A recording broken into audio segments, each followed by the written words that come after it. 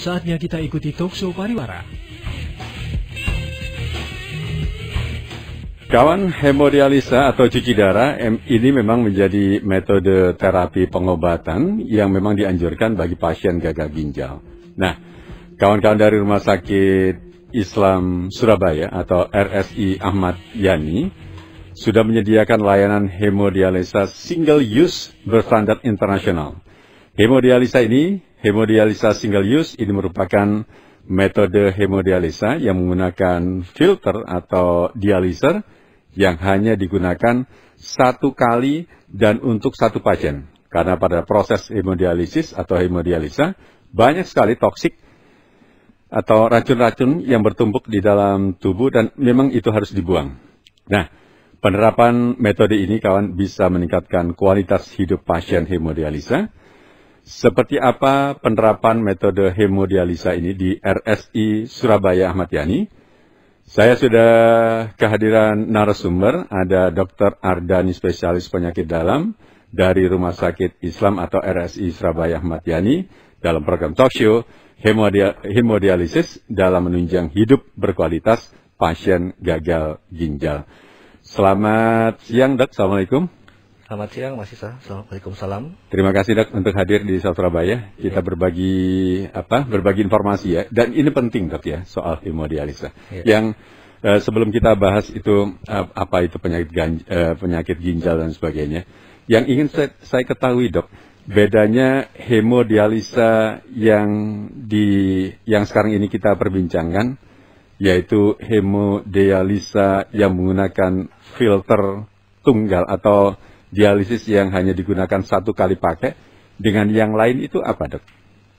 Ya, baik. Terima kasih, Mas Isa. Jadi memang langsung ke hemodialisisnya ya. Memang ada menggunakan semacam tabung sebagai pengganti ginjal atau ginjal buatan, di mana sifatnya ada yang sekali pakai atau single use, atau tabung tersebut bisa digunakan berkali-kali gitu. Reuse istilahnya. Reuse ya. Dipakai lagi gitu ya. Ya betul ya, tentunya sesuai dengan standar prosedur yang baik, tentunya bisa digunakan kembali. Ya. Oh, itu bedanya. Iya, bedanya. Hasilnya seperti apa, Dok? Antara yang reuse dengan yang sekali pakai itu, Dok? Ya, jadi sebetulnya bila reuse dilakukan secara tepat ya tentunya hampir sama ya. Memang secara biaya memang lebih murah dibandingkan reuse ya. Namun bila single use juga pada pasien mungkin lebih nyaman juga ya tapi memang tentunya kalau reuse sesuai dengan standar pelayanan ya juga tidak apa-apa sebetulnya. Tidak apa-apa ya. Karena bisa bebas dari toksik tadi itu ya. Kalau memang itu dilakukan secara standar. Nah, sekarang kita bicara soal penyakit ginjal. Ada istilah penyakit ginjal, ada istilah gagal ginjal. Dan bagaimana gejala ini bisa muncul pada seseorang sehingga dia itu didiagnosa sakit ginjal, Dr. Dani? Ya, baik. Jadi memang kita berangkat dari ginjal itu sendiri ya. Gangguan ginjal itu sebetulnya dibagi menjadi dua ya. Berdasarkan waktunya, yang pertama apabila kerusakan ginjalnya masih baru, sekitar kurang dari 3 bulan, maka gangguan ginjalnya sifatnya akut ya. Jadi artinya ada kemungkinan bisa sembuh kembali. Namun yang kedua, apabila gangguan ginjalnya sudah menetap atau lebih dari 3 bulan, maka kerusakan ginjalnya itu akan menetap dan terus progresif, berkembang hingga mencapai tahap akhir, di mana pada tahap akhir itu akhirnya terjadi gagal ginjal yang sifatnya terminal, tidak bisa diapa-apakan sehingga memerlukan terapi pengganti ginjal. Memang idealnya adalah cangkok ginjal ya, namun saat ini bila soal itu sulit dilakukan dengan dialisis atau hemodialisis salah satunya untuk mengganti ginjal yang rusak itu. Iya. Jadi katakan kalau gagal ginjal itu ginjalnya itu memang dalam kondisi yang sudah rusak gitu, Dok, ya?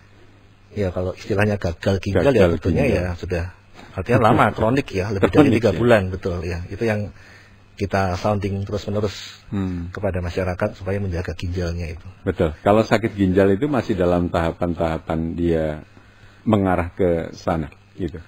Ya, makanya tadi kembali lagi ya, memang sakit ginjal tuh gejalanya hampir bisa tidak ada sampai sudah banyak gejala. Karena ginjal itu merupakan ginjal yang sabar ya. Jadi artinya baru timbul gejala setelah kerusakannya 80 hingga 90%. Masya Allah. Jadi makanya harus dikenali lebih dulu sejak dini apakah seseorang itu ada gangguan ginjal atau tidak, atau paling tidak yang penting apakah ada orang-orang yang faktor risiko gangguan ginjal. Siapa saja yang rentan itu ya? Iya betul, itu ada yang perlu disampaikan juga. Ya. Baik, sebelum ke situ Dok, kita tahan sebentar saja. Saya minta waktu untuk bergeser ke satu materi catatan singkat berikut. Flash News.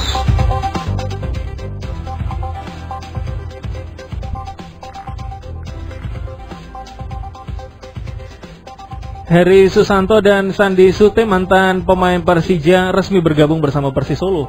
Hersu bergabung dengan Persija sejak 2019, menjalani 44 kali pertandingan di semua kompetisi dengan 5 gol dan 5 assist. Sementara Sandi Sute bergabung dengan Macan Kemayoran sejak 2017, bermain 109 kali di semua kompetisi, mendapat 3 gelar juara Liga Indonesia, Piala Presiden 2018, dan Piala Menpora 2021.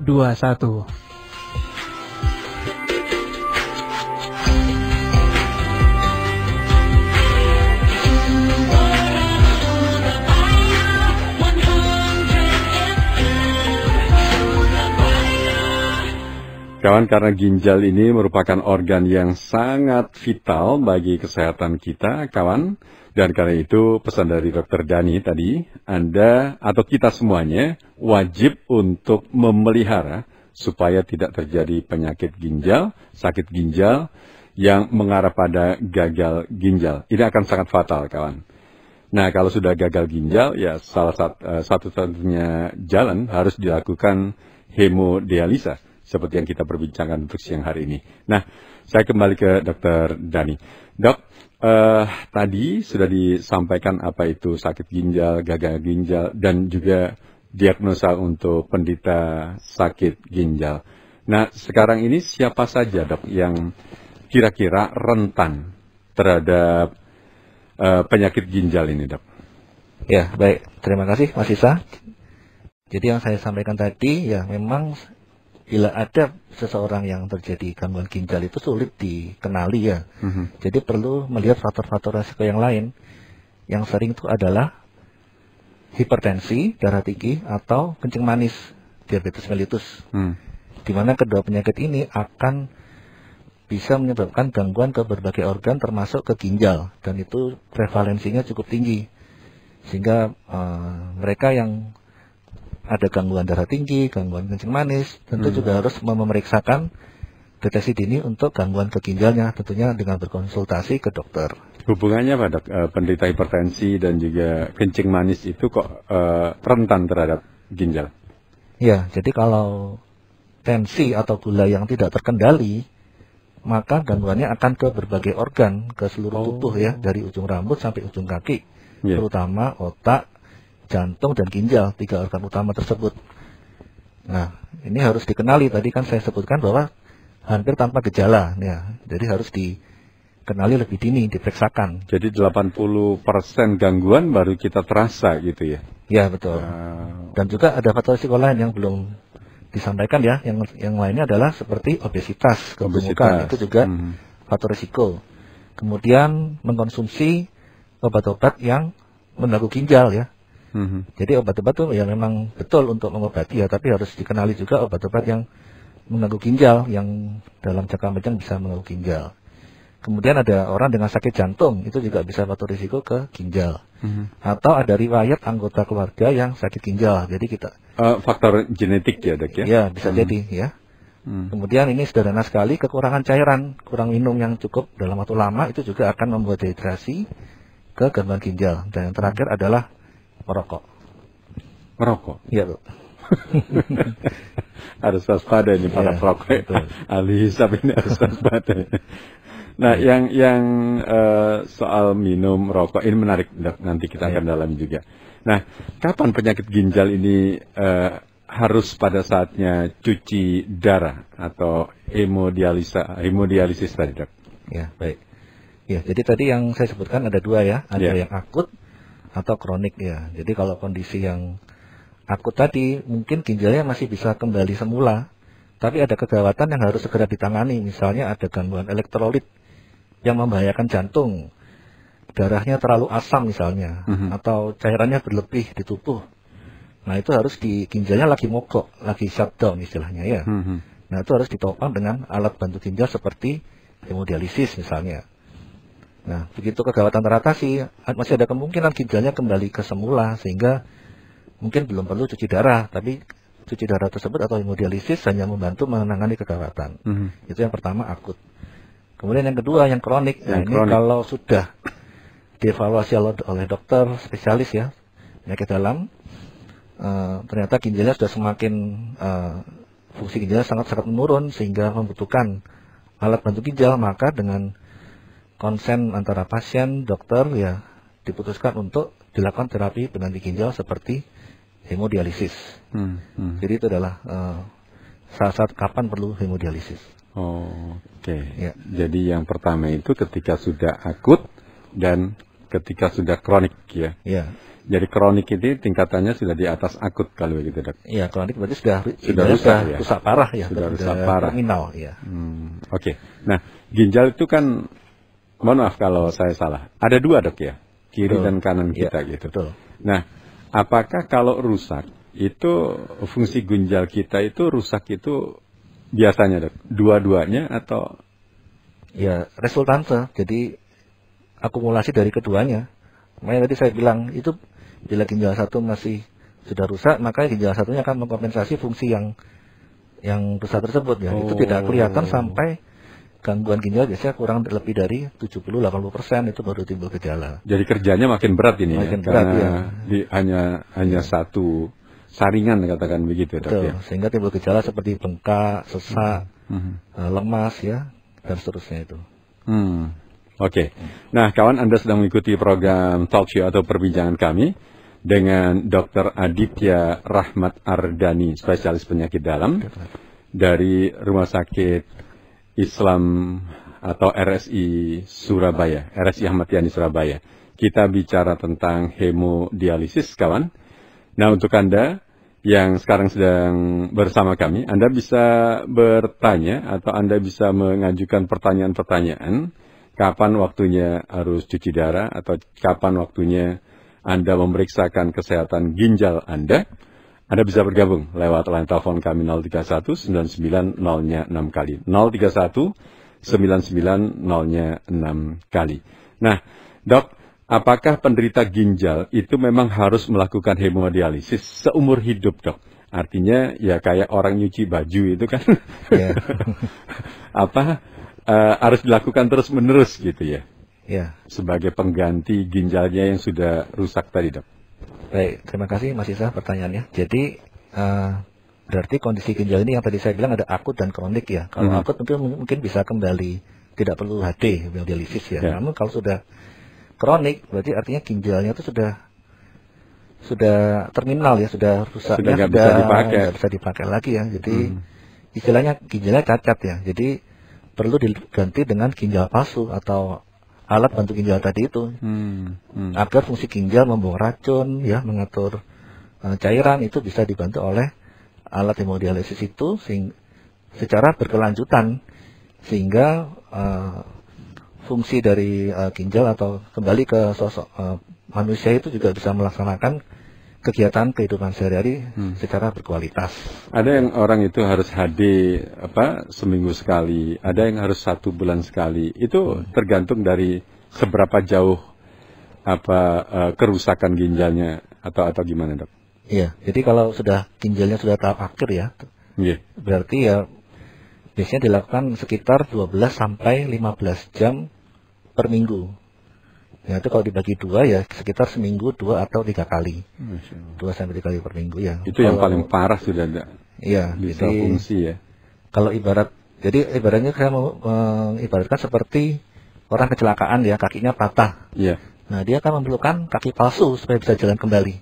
Ya, ini sama ginjalnya sudah cacat, dia memerlukan ginjal palsu atau hemodialisis itu agar fungsinya terbantu oleh hemodialisis itu sehingga mendekati seperti orang normal. Gitu. Nah, hemodialisis ini juga secanggih ginjal milik kita atau gimana, Dok? Betul. Jadi fungsinya memang itu? terapi pengganti ginjal itu ada dua ya. Idealnya yang pertama adalah cangkok ginjal. Semua fungsi akan tergantikan oleh ginjal yang baru itu ya.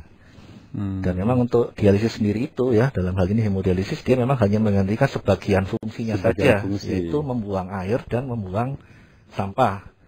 Ada fungsi ginjal lain yaitu fungsi hormonal ya. Hormonal itu seperti mengatur tekanan darah, seperti mengatur mineral tulang, mengatur jumlah darah supaya tidak anemia. Itu ya karena bisa ini dengan alat ini, Dok. Ya dengan obat-obatan. Jadi obat-obatan ya. Selain itu dialisis juga pasien dengan dokter memberi terapi. Ini ada dua kawan kita yang menunggu di line telepon. Rupanya sangat bersemangat ini ketika Dokter Dadi langsung hadir di Surabaya. Suara Surabaya, loh. Halo, siang Pak. Siang, dengan siapa ini? Pak Andre. Pak Andre, silakan langsung dengan Dokter Dani ini. Iya, siang Dok. Satu pertanyaan aja Dok, untuk terkait ginjal yang sehat itu, untuk makanan ya, makanan yang baik untuk menjaga kesehatan ginjal itu apa Dok? Makanan ya. Itu aja. Pak Andre. Baik. Terima kasih. Terima kasih pertanyaannya Pak Andre, singkat tapi padat. Suara Surabaya bersama RSI Ahmad Yani Wonokromo. Halo, selamat siang. Siang Mas. Dengan siapa ini? Mau tanya sama Dokter Dadi Mas. Silakan Pak, siapa ini? Ya, Pak Sugianto. Pak Gianto, silakan Pak. Ya. Ini saya beberapa bulan yang lalu divonis, didiagnosa sama dokter Bayangkara. Sudah diperiksa-periksa positif, ada batu ginjal sebesar 2 cm. Nah, terus diperiksa-periksa, dikasih rujukan, dibawa ke rumah sakit Bedah Manyar, ditembak, sukses. Keluar. Cuma dampak sampingnya memang sakit, 2 hari lagi sakit dan berdarah. Itu memang dampak sampingnya seperti itu, memang biasanya katanya seperti itu. Nah, setelah itu perawatannya gimana ya? Oh, yang ditanyakan bagaimana perawatannya pasca itu tadi ya? Apa bisa kembali lagi semula? Karena ginjal saya yang kena itu sebelah kanan. Tapi terus saya juga suka olahraga berat. Itu berpengaruh apa enggak? Baik. Terima kasih. Oke, sama-sama Pak Gianto. Moga selamat siang Pak Andre dan juga Pak Sugianto. Dokter langsung bisa dijawab ini, makanan apa yang memang perlu kita waspadai supaya ginjal kita ini sehat, Dok? Perawat gitu. Baik, terima kasih Pak Andre pertanyaannya. Jadi untuk pola makan ya dan tentunya pola minum ya memang harus diketahui ya seseorang ini apakah sehat atau sudah ada penyakit tertentu ya. Jadi kalau misalnya orang itu sehat ya tentunya makanannya makanan yang berimbang ya, bergizi, berimbang ya. Minumnya juga kalau pada dewasa sekitar 1,5 hingga 2 liter ya. Jadi tidak ada pola makanan tertentu ya, tentunya juga harus seimbang antara buah, sayur dan lain-lain. Kadang-kadang kami juga berkolaborasi dengan ahli gizi ya untuk menentukan pola makan. Kadang-kadang seseorang itu sudah ada penyakit misalnya penyakit jantung atau penyakit ginjal, ya tentunya nanti disesuaikan dengan kebutuhan orang tersebut ya. Misalnya kalau dia sakit ginjal ya, seperti tadi misalnya ginjal kronik ya udah lama, berarti dietnya harus rendah protein. Contohnya seperti itu. Ada jenis makanan yang direkomendasi, Dokter Dani? Ya, jadi kalau rendah protein itu biasanya harus mengurangi seperti kacang-kacangan, tahu, tempe seperti itu ya. Sebetulnya boleh dikonsumsi tapi ada hitungannya ya. Jadi kita dengan tim gizi akan memberi diet gizi yang cocok untuk orang tersebut ya. Baik. Kemudian Pak Sugianto. Untuk Bapak Sugianto ya. Jadi ini sudah ada penyakit ginjal ya, karena batu ginjal itu kan tentunya terbentuknya sudah lama mestinya ya, lebih dari 3 bulan ya. Jadi kemungkinan sudah kronik ya. Tapi tentunya tetap harus dievaluasi ya. Ada dengan dokter spesialisnya, memang ada cara-cara untuk menentukan apakah ginjal itu memang dilihat dari 2 sisi ya, sisi anatomi atau sisi fungsionalnya. Sisi anatomi artinya dilihat apakah ada batu atau apa, itu adalah benda asing yang memang harusnya tidak ada di tubuh ya. Itu memang bisa rentan terjadi infeksi misalnya seperti itu, bisa terjadi buntuan sehingga ginjalnya bengkak dan seterusnya. Ya, jadi harus di follow up ya dengan biasanya dokter urologi mestinya ya. Ini sudah ditembak dan berhasil keluar ini, Dok, batunya. Ya, betul. Jadi tapi kadang-kadang juga ada batu bisa muncul kembali. Jadi harus kontrol terus ya. Kemudian nanti dari sisi fungsionalnya ya dengan dokter internis spesialis penyakit dalam untuk melihat fungsi ginjalnya tadi, bagaimana airnya, sampah-sampahnya, kemudian hormonal tadi yang saya sebutkan ya, apakah ada anemia, gangguan tulang, nah itu akan dievaluasi oleh dokter. Jadi harapan saya Pak Sugianto ya kontrol teratur ya. Dan terkait dengan olahraga ya tentunya olahraga berat yang seperti apa ya, tentunya harus disesuaikan dengan kebutuhannya. Tapi orang kalau sudah menderita penyakit ginjal itu memang dilarang dok untuk olahraga yang berat gitu. Ya, jadi kan orang itu kan tidak hanya ginjal saja, mungkin kita harus melihat faktor-faktor lain, mungkin faktor jantungnya atau ada penyakit kencing manis, darah tinggi, nah itu kan harus dikelola. Nanti kan disesuaikan dengan beban kerjanya juga itu. Baik, ya. Pak Gianto dan juga Pak Andre, itu jawaban dari Dr. Dani. Dan kalau memang kurang jelas atau ingin nambah informasi-informasi yang disampaikan Dr. Dani, bisa langsung menuju ke Rumah Sakit Islam di RSI Wonokromo ya, di Jalan Ahmad Yani. Sekarang kita buka dulu sebentar sebelum kembali ke penelpon. Flash News. Tiara Andini penyanyi memberi kejutan baru lewat lagu terbarunya berjudul Hadapi Berdua. Kata Tiara, single Hadapi Berdua memiliki pesan untuk tidak mudah menyerah dalam meraih apa saja yang ingin dicapai. Tidak hanya untuk urusan percintaan.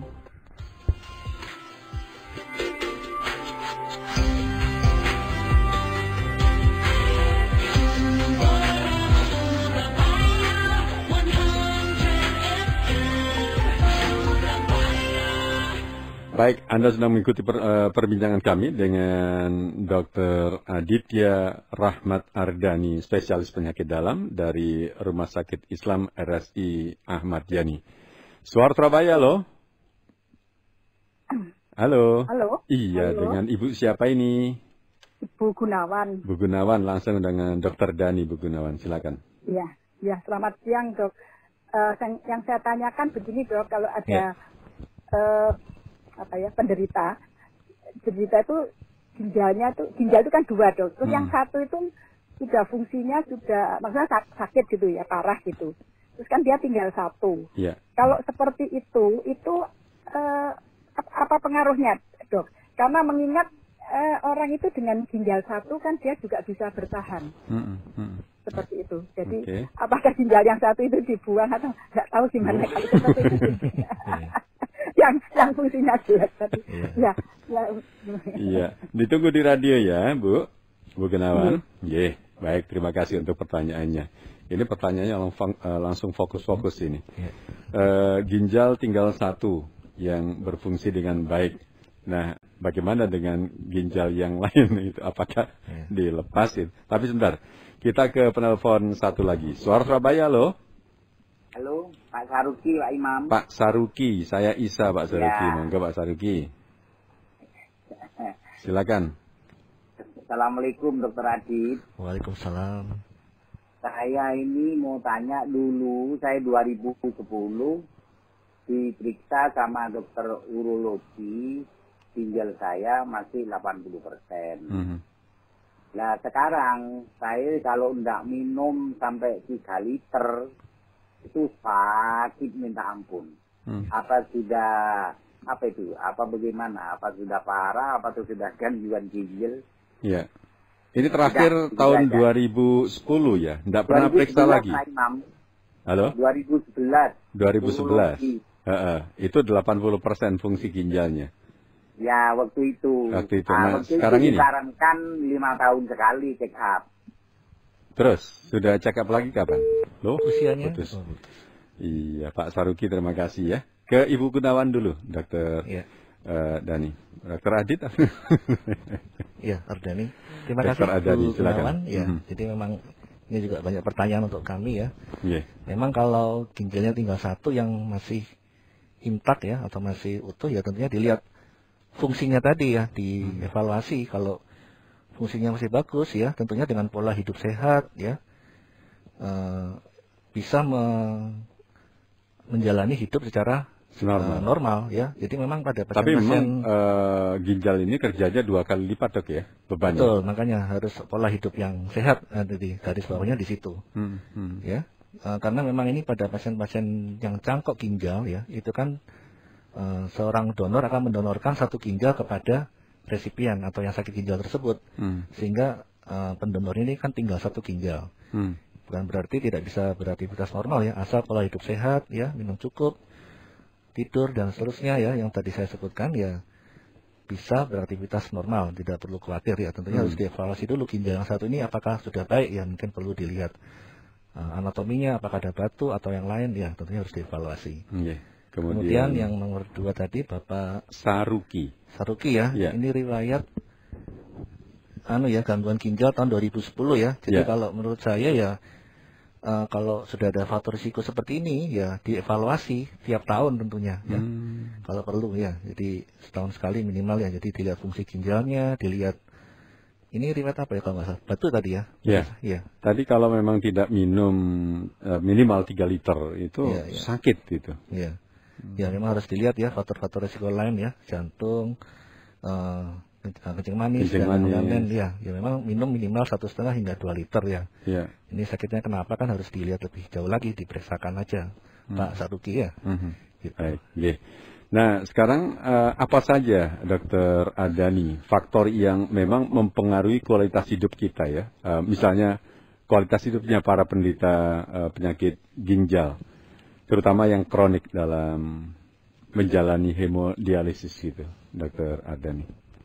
Ya, jadi faktor-faktor yang risiko, mempengaruhi ya. Ya, memang harus ya tadi ya dipenuhi pola makan, minum yang baik, bergizi ya. Kemudian ini artinya belum menjalani hemodialisis ya. Ya, tentunya juga ada support system ya dari keluarga, lingkungan atau tempat kerja ya. Kadang-kadang orang sudah cuci darah, sudah tidak bisa ngapa-ngapain ya. Harus ada support system yang baik juga ya. Kemudian tadi nutrisi ya, dan bila ada penyakit-penyakit komorbid seperti kencing manis dan lainnya harus diobati, dikontrol secara teratur ke dokter gitu.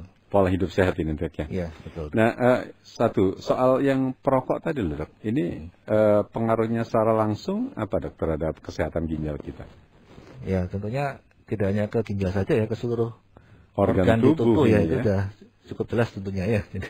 Karena akan meningkatkan radikal bebas ya, sehingga kalau tidak dikendalikan bisa ke tidak ginjal aja ya, ke jantung, pembuluh darah, sehingga terjadi penyempitan pembuluh darah dan seterusnya ya, bisa kemana-mana nanti komplikasinya, tidak hanya ke ginjal saja. Kekentalan darah itu juga berpengaruh pada kinerja ginjal, Dok? Ya. Darah yang mengental itu? Ya, dicari tahu dulu penyebabnya apa pengentalan darah itu ya. Kalau memang ada gangguan yang harus diobati ya diobati gangguan kekentalan darah itu. Ya. Oke.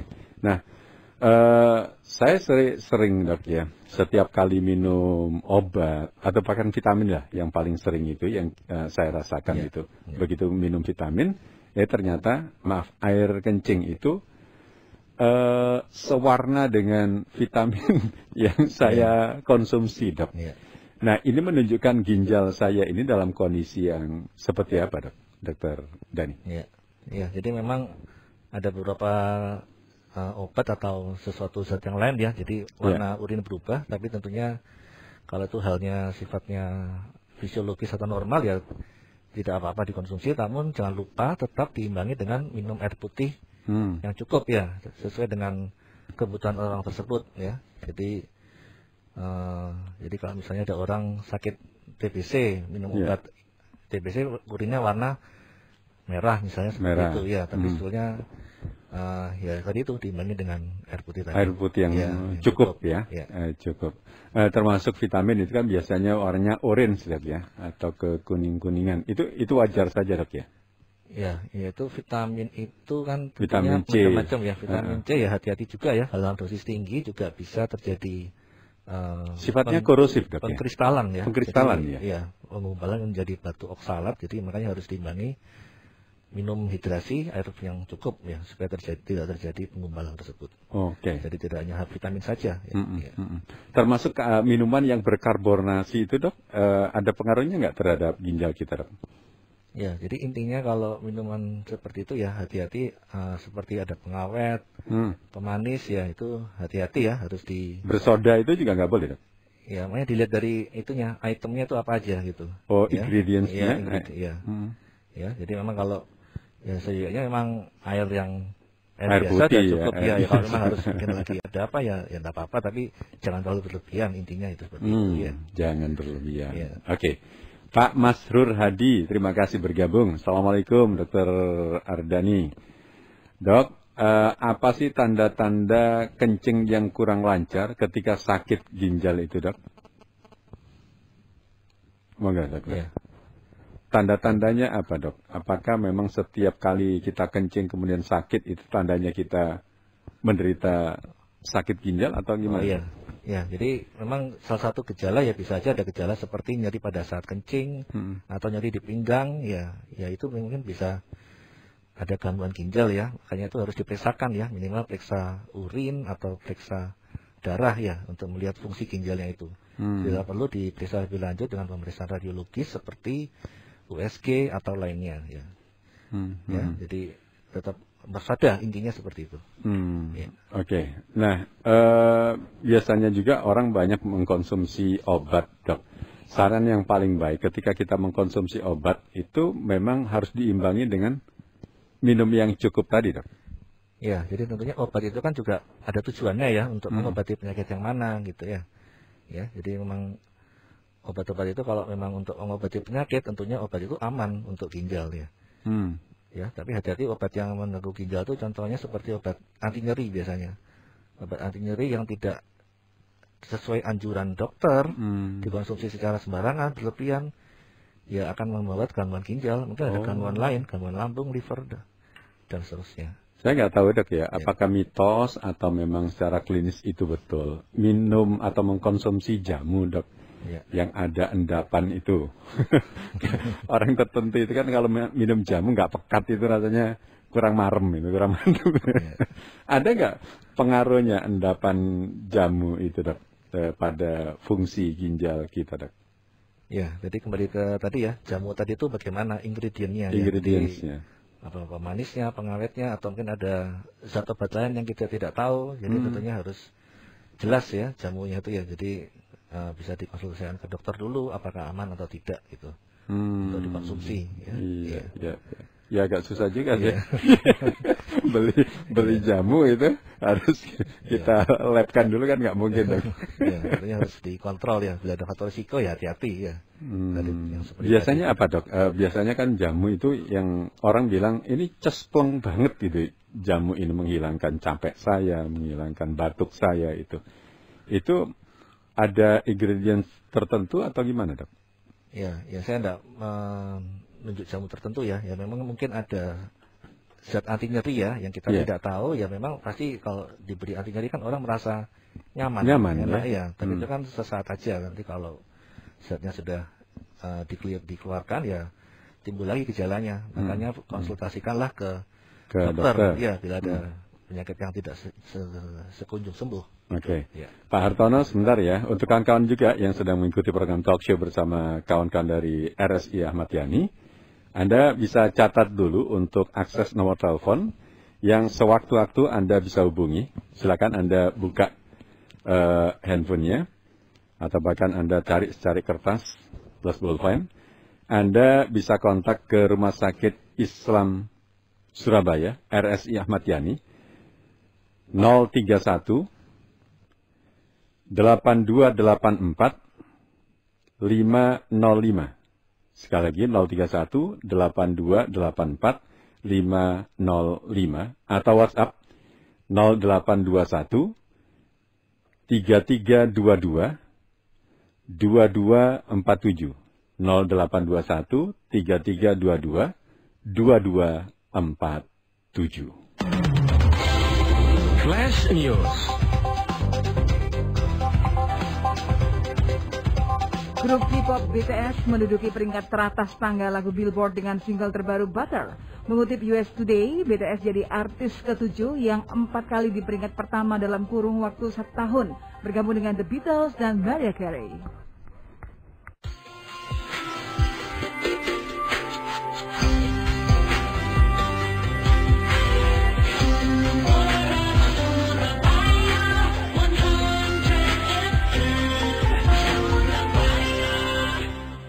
Kawan, Anda sedang mengikuti program perbincangan kami dengan Dr. Aditya Rahmat Ardani, spesialis penyakit dalam dari RSI Ahmad Yani. Kita bicara tentang hemodialisis dalam menunjang hidup berkualitas pasien gagal ginjal. Saya ke Aini dulu sebentar di JTiper. Ada informasi lalu lintas yang urgent, Iya Mas, tadi ini ada kawan-kawan yang melaporkan kemacetan ya, yang disampaikan juga dari Ibtu Darwoyo, Kanitur Jawali Polres Gresik, Mas. Ada aksi unjuk rasa 300 orang di karyawan PT New Era dan menghimbau untuk tidak lewat di Majen Sungkono Gresik. Kalau yang dari Nippon Paint bisa lurus ke Veteran, dari arah barat ke Simpang 3 Sumber bisa belok kiri aja lewat kota, karena ini sudah dikawal dan masih long march mereka, Mas. Jadi merambat sekali. Lalu informasi yang lain juga disampaikan kedamaian, lalu lintasnya macet ke Tapak Bayu. Betul. Yang dari arah Legundi pas turunan sebelum kanan itu ada trailer yang mogok. Sudah evakuasi, sudah ada polisi, arah sebaliknya macet hampir 2 kilo. Sementara ini hindari. Pak Bayu, terima kasih. Ini sambungannya nih di kawasan Samalea. Jalur dari Gresik ke arah Krian di Samalea, kawan. Itu juga terpantau padat merambat. Baik, saya ke penelpon sebelum ke WhatsApp. Suara Surabaya, selamat siang. Selamat siang. Dengan siapa ini? Hartono, Mbak Isa. Pak Hartono, silakan Pak Hartono. Pak, silakan. Katanya kalau makan pete itu bagus ya untuk nah, terus itu banyaknya berapa ya? Soalnya saya itu suka pete, tapi istri saya nggak suka karena kamar mandinya baunya nggak enak lah. Saya kan kepingin, karena saya kan sering nyetir. Ya, biar ginjal saya yang saya ini bagus terus. Iya. Terus kalau jengkol gimana, Pak? Kalau pinggang itu tuh boleh nggak? Apa, Pak? Katanya kalau itu kena ginjalnya takut rusak apa benar? Oh gitu. Kalau sakit pinggang nggak boleh dipijit, bener apa enggak gitu ya? Iya, takutnya kena itu Mbak Isa, Pak Isa apa itu? Ginjalnya. Aku bingung ginjal itu sebelah ndi toh. Baik, sip. Matur nuwun Pak Hartono. Iya, ini Lawang lancar ini tolnya cenderung mendung. Oh gitu ya. Yang ke arah mana ini Lawang? Ke arah Surabaya, ke arah Malang semuanya lancar. Lancar cenderung semuanya. sepi ya, tapi mendung. Oke. Terima kasih Pak informasinya. Monggo Pak Hartono. Monggo ditunggu. Waalaikumsalam warahmatullahi wabarakatuh. Penelpon terakhir. Suara Surabaya loh. Halo, selamat siang. Siang dengan Pak?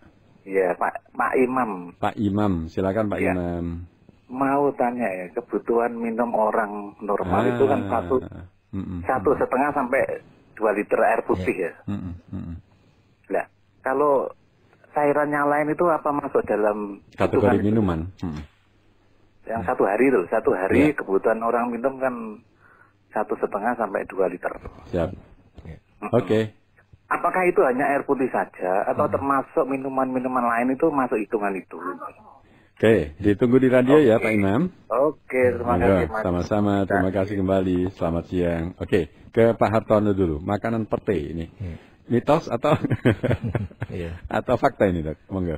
Terima kasih Pak Hartono pertanyaannya ya. Ini juga pertanyaan banyak orang ya. Banyak orang. Kami ya. Jadi betul. Makan pete, makan jengkol. Ya, memang disebutkan memang mengandung antioksidan ya. Tapi ternyata bila mengonsumsi contohnya pete ya, itu ternyata juga mengandung sulfur ya, dimana kalau terlalu berlebihan akan terjadi deposisi atau penumpukan sulfur di ginjal sehingga bisa menjadi buntuan di ginjal. Jadi harus ya dibatasi ya. Jadi jangan terlalu berlebihan. Sama juga dengan jengkol ya, itu juga sifatnya asam ya, sehingga bisa menjadi bentukan asam ya, buntuan di saluran ginjal, itu juga akan mengganggu ke ginjal ya. Jadi tentunya harus dibatasi ya. Kemudian untuk Pak Imam tadi mengenai minum, yaitu tentunya ginjal itu memang organ yang sangat luar biasa ya. Jadi kalau cairannya kekurangan, maka kita akan merasa haus dan ingin minum terus ya. Kalau kelebihan tentunya akan dibuang ya. Jadi maksudnya 1,5 hingga 2 liter tuh minimal ya kira-kira. Memang kalau itu minimal Dok ya. Ya, tentunya juga melihat kondisi-kondisi lain ya. Misalnya dia ada sakit jantung misalnya, dia harus membatasi cairan ya, tentunya dibatasi minumnya. Makanya harus dilihat juga penyakit-penyakit yang lain ya, tidak hanya ginjal saja. Oke. Gitu. Nah, yang tadi Pak Hartono bisa ditambahkan lagi untuk yang sakit pinggang ini, Dok. Oh ya, jadi sakit pinggang itu iya, kan katanya nggak boleh dipijit ini, takut kena ginjal. Iya. Gimana, Dok? Jadi memang ada kalimat ya, sakit pinggang itu belum tentu sakit ginjal. Dan sakit ginjal belum tentu sakit pinggang ya, karena di pinggang itu juga banyak struktur ya, tidak hanya ginjal saja, mungkin ada otot ya, saraf, tulang ya, struktur-struktur yang lain ya. Itu memang perlu juga dijuluki ginjal ya. Mungkin Bapak Hartono sering berkendara ya, jadi duduk lama, kecapean ya juga bisa tentunya ya. Tapi tentu tidak menutup mata, mungkin ada gangguan ginjal ya, kalau ragu-ragu ya periksakan aja. Posisi ginjal ada di mana, Dok? Ya di belakang punggung ya. Oh, belakang punggung ya jadinya ya. Dan ukurannya sekitar sekepalan tangan ya. Sekepalan tangan dewasa. Iya, sekitar 100 sampai 150 gram. Oke. Ya. Ini Pak Hartono lewat WhatsApp ini juga tanya, kalau kita kencing itu warnanya kecoklatan dan berbusa, apa ini tandanya, Dok? Ya, berarti ada kemungkinan ya gangguan ginjal ya, harus diperiksakan. Ya, apakah ada batu atau kelainan struktur ginjal yang lain ya, harus diperiksakan ya. Periksa yang sederhana adalah periksa urin lengkap, itu bisa diperiksa di mana saja. Ya, kemudian kalau bisa diperiksa. Yang paling sederhana periksa urin ya, lengkap ya. Betul. Kemudian periksa darahnya adalah periksa kreatinin, nanti dokter bisa menilai apakah ada gangguan ginjal atau tidak dari kedua hal pemeriksaan yang sederhana itu. Ya. Kalau air seni kita itu menyengat, Dok, baunya. Apa ini juga karena ada indikasi ginjal kita terganggu atau gimana? Ya, berarti itu kan sesuatu yang abnormal ya. Jadi harus periksa lebih lanjut ya, apakah ada infeksi atau hal yang lain ya sama seperti tadi. Ya kita periksakan juga kalau ada hal-hal yang jadi periksa lebih awal itu lebih bagus ya. Daripada nanti kelanjutan, ginjalnya sudah rusak sampai cuci darah kan kasihan ya. Baik, ingat kembali kawan untuk kontak RSI Ahmad Yani 031 8284 505 031 8284 505 atau WhatsApp 0821 3322 2247 0821 3322 2247. Nah, saya fokus lagi ke soal kebutuhan air yang kita harus konsumsi, Dok. Misalnya kita ini banyak makan sayur yang ada kuahnya itu. Itu masuk dalam kategori ya akumulasi dari jumlah kebutuhan air yang harus kita konsumsi atau gimana, Dok? Ya, tentunya termasuk cairan ya hitungannya ya. Ya tentunya bisa dihitung juga ya. Buah-buah, sayur, mungkin kuah juga bisa dihitung ya. Tentunya sesuai dengan kebutuhan seseorang tersebut. Normalnya berapa untuk orang dewasa, Dok? Ya, tadi sekitar 1,5 hingga 2 liter ya paling enggak. Ringan ya, 2 liter 8 gelas kecil ya, sehari. Ya. Nah, ada juga yang mengatakan kalau malam itu jangan terlalu banyak minum karena saat itu istirahat juga, ginjal juga tidak boleh kerja terlalu berat itu untuk nyaring terus. Kan kalau kebanyakan minum kan larinya kencing terus, Dok. Apa benar ini? Kalau saya kira ginjal itu bekerja terus-menerus ya 24 jam ya. Saat kita tidur pun? Itu tetap bekerja menyaring itu. Ya kalau memang malam minumnya banyak ya pasti secara alamiah ya akan buangnya banyak. Kencing, iya. Dan itu nggak ada pengaruhnya pada fungsi ginjal kita, Dok? Saya kira tidak ada ya. Jadi kalau selama orang itu sehat ya tidak apa-apa ya, kecuali dia ada penyakit lain ya, mungkin ada gangguan jantung atau yang lain ya harus hati-hati dalam mengonsumsi cairan. Gitu. Kemudian ada yang tanya juga Pak Nanang dan juga Pak Teni Witarso. Pak Nanang ini pertanyaannya, misal minum air putih yang sering terpapar sinar matahari, Dok. Atau anget ya, ini anget nggak biasa, anget kena sinar. Ini ada pengaruhnya nggak, Dok? Iya, kalau contoh air yang kita taruh di dashboard itu, Dok, ketika kita dalam perjalanan itu nggak sengaja air botol air minum itu kita taruh di depan itu dashboard. Ya memang artinya ya asal kemasannya masih baik ya, dan nanti saya rasa nggak apa-apa ya. Jadi ya kecuali itu sudah terbuka lama, sudah terpapar ya. Oh, yang itu yang nggak boleh. Yang khusus gitu ya, ya hati-hati gitu aja. Nggak boleh. Baik. Kemudian Ibu Teni atau Pak Teni ya. Untuk Dokter Dani, penggunaan obat hipertensi amlodipin, Dok, dan juga kandesartan, iya Dok, benar ya?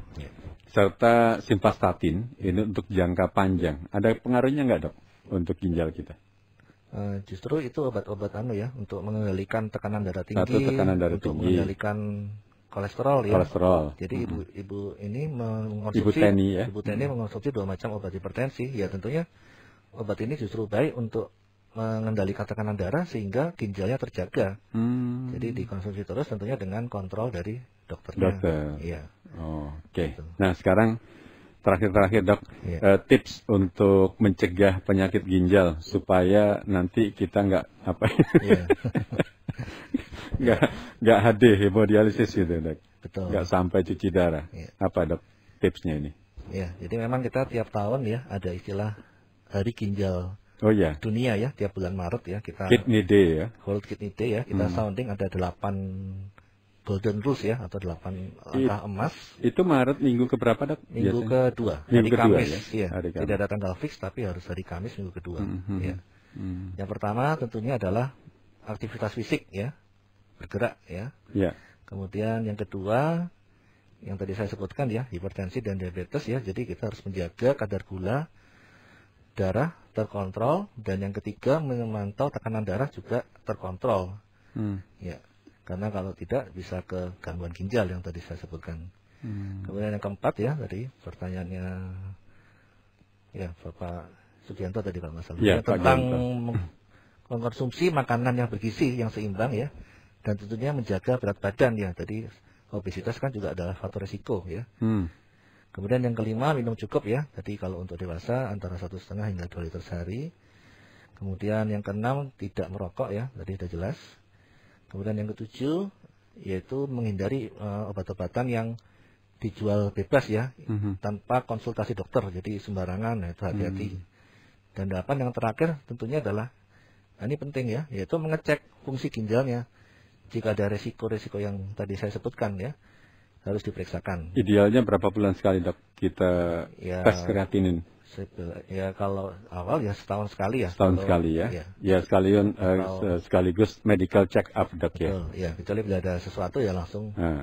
Ya karena ini tips untuk yang orang sehat ya. Nah, namun kalau orang yang sakit ginjal ya, sehingga memerlukan hemodialisis ya, tentunya juga tidak perlu menunggu putus asa ya maksud saya. Ya, jadi tetap ada kita bisa alat hidup bantu sehat, ginjal ya, hidup normal kan. Berkualitas ya. Jadi jangan tentang putus asa ya, konsultasi dengan dokter bila memang diperlukan untuk hemodialisis ya, itulah yang terbaik untuk orang tersebut. Terima kasih. Dokter Dani, terima kasih waktunya. Ini rupanya 1 jam nggak cukup. Nanti kita akan sambung lagi ya. Tapi matur nuwun Dokter Dani untuk bersama kami, dan kawan, untuk Anda yang membutuhkan kontak langsung dengan kawan-kawan dari RSI Ahmad Yani, Anda bisa kontak ke 031 82 84505 atau 0821 3322 2247.